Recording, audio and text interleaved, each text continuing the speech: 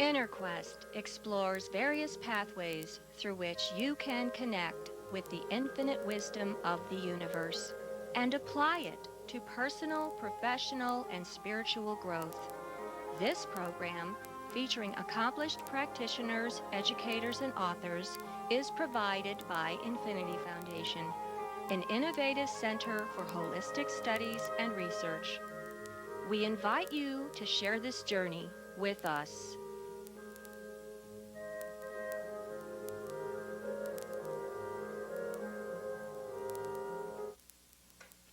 Hello, welcome to InnerQuest. My name is Jay Stone, your host for today, and our guest is Lana Pritzker. Welcome, Lana. Thank you. Lana is going to talk to us about addictions. Lana has a master's in education from the University of Illinois at Chicago Circle campus. She's also trained in inner human design in San Diego, and she's a Coach Training Alliance member. Why should our audience watch this show on addictions? How can it help them or a family member? I believe that addictions are the behaviors that we do to avoid being present. And if you ask me how many people are addicted, I wouldn't even be able to tell you, because it might be a lot of people, most of the people. We have a tendency to avoid being present to our family members, to intense events and emotions. So addictions is something that you use repeatedly to avoid feeling. Okay. Now, what about, can food be addiction or lifestyle behavior be addiction? Anything could be addiction, from overeating to smoking, drinking, legal drugs or illegal drugs. Emotion states. Some people are addicted to feeling poor little darling kind of feeling. And some people are addicted to sex. All kinds of addictions are happening when people don't want to feel whatever there is inside them. So if I understand you correctly, then addiction occurs when we are mindless instead of being mindful? Addiction occurs when we have something in our body that makes us feel very uncomfortable, and we use all kinds of things to numb this feeling down. Mm-hmm. So depending on what your experience was, very many things come from a very early childhood, some things even pre-verbal, before people even can understand what's going on. And this energy of patterns, energy and information in your body that are stored from those events are making you uncomfortable now, and we live in a capacity to feel of a 3-year-old or 1-year-old. Well, you mentioned that addictions can start in like a pre-verbal stage. What about like the genetic predisposition to an addiction? Let's say someone predisposed to an alcohol or drug addiction because the parents were an alcoholic or a drug addict. I'm not a doctor, and my approach is not medical at all. So I'm not going to go into genetics. What I can say that when you are growing up in a family that has some kind of addiction, chances are you are in an environment that's traumatic for you. So even if you don't have a predisposition, you are in an environment that will settle you to model your behavior for a future reference, and you will reference it as an adult and repeat behaviors of your parents. Okay, and what are some of the signs that a family has an addictive environment?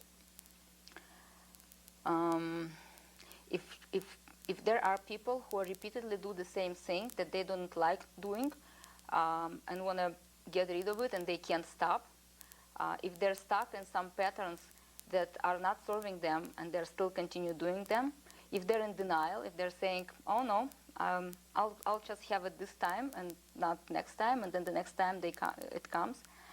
If they say, you know, I smoke because I like it, because that's the only thing in my life that relaxes me. Mm-hmm. That would, I would say that would show that a person is addictive to something and do not want to tell it to yourself. One of the best definitions I've ever heard of addiction is doing the same thing again and again and again and expecting a different result. Now, do you speculate as to why some people who are in addictive environments don't end up being addicted? Let's say there might be 5 people in a family and 4 of them are addicts or 3 of them are addicts, and 2 end up not being addicts? It depends on how people perceive their environment. Mm-hmm. Some people, I also work with human design. And human design is a very interesting system to look into who you are genetically.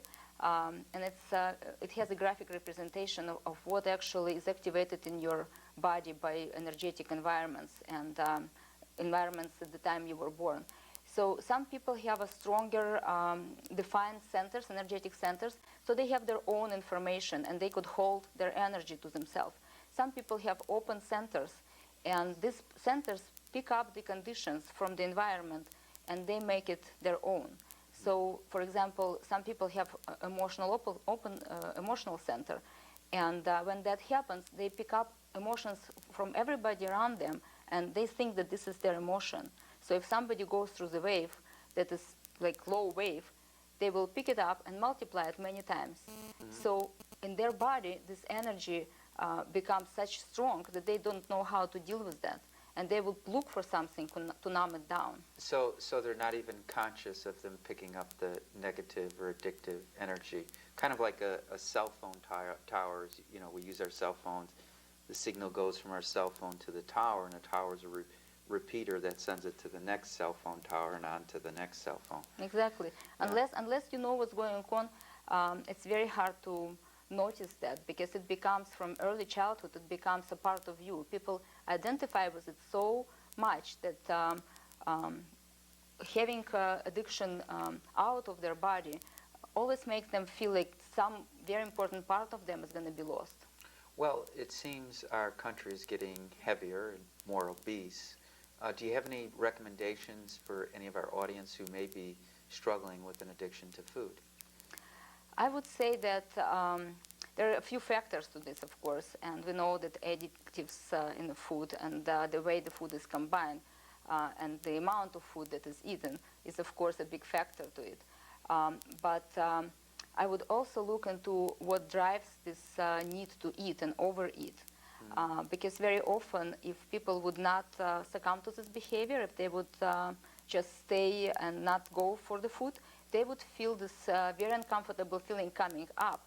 And as soon as they feel this feeling, it might be very overwhelming for them to deal with the feeling. Well, what happens, somebody says, well, that's easy. I know what the feeling is. It's stress. Right.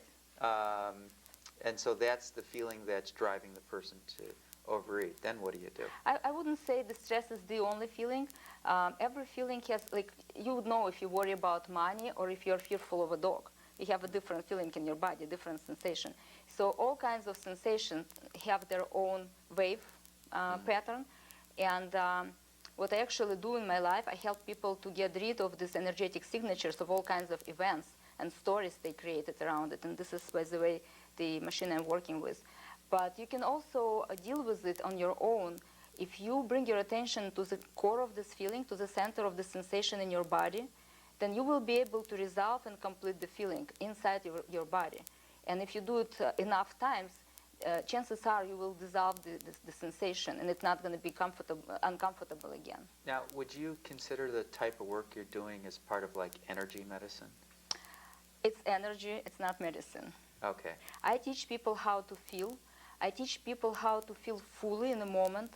I teach people how to trust their intuition, because very often the intuition is suppressed because people followed their intuition a few times and they got punished by the parents, for example. I am an artist inside, I paint my walls, and next minute somebody comes and punish me for that. So next time I won't paint, even if I have an urge. All right, you said you teach people to feel. Is it possible to teach people to feel? Obviously the answer is yes. Would you like me to teach you how to feel? Sure.